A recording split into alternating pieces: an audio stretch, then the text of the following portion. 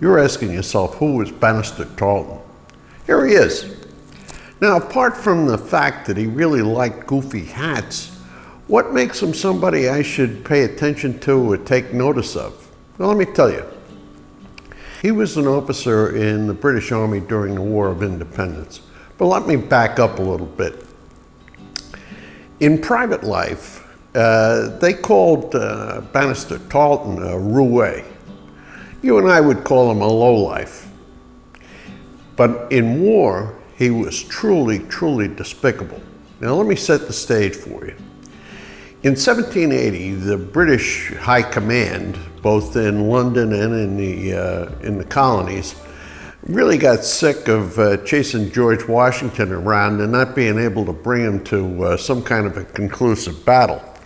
So what they decided to do was to shift their strategy from up in the north, New York, New Jersey, Pennsylvania, and so on, give up on George Washington for a while and turn to the south.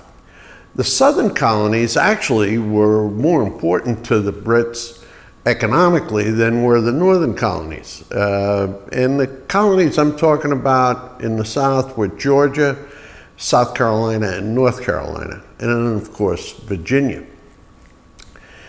So what they did was they took Lord Cornwallis, gave him 30,000 troops, and sent them down, and they very quickly reconquered, so to speak, Georgia. It was relatively uninhabited. Had some fair success in South Carolina. And this is where Banastre Tarleton comes into the picture. He commanded a detachment of mostly American loyalists as well as British soldiers, and he was turned loose on the countryside. He ended up chasing an American formation led by a Colonel Buford, and they had a series of skirmishes, all of which culminated in a battle, the Battle of Waxhaws. Now, what the Battle of Waxhaws was that Buford gave up. He raised the white flag. The American troops laid down their arms, and Tarleton's men murdered 113 surrendered American patriots, just blew them away. And in fact, anybody who was wounded, what they did was they came up and stuck bayonets in them to knock them off. So it was 113 dead American prisoners of war. Sort of like the Malmedy Massacre during the Battle of the Bulge.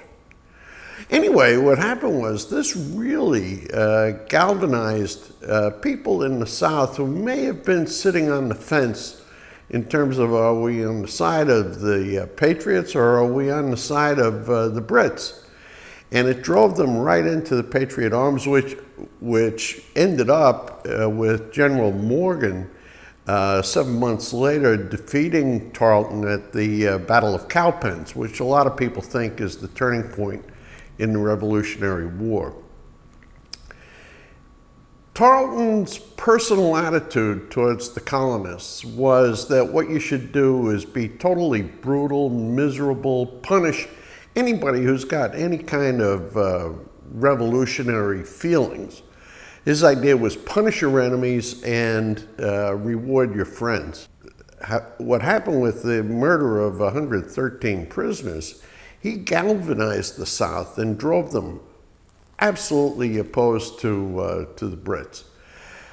So you wonder, why did people walk away from their farms and join these militias and armies and so on to fight the Brits?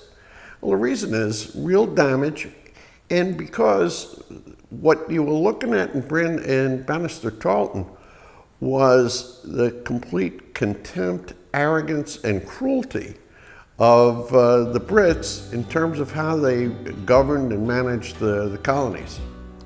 So Banastre Tarleton, low life in his personal life, despicable in the army. He fought in a number of battles in the Revolutionary War. When the war was over, he returned to England and ended up having a fairly successful political career. Unfortunately, he died in bed in 1833. I think he was about 78 years old, but a real monster. Anyway, that's Brandon Tarleton, and he's a commander that I'm taking a look at because he had a big impact, even though he's relatively unknown.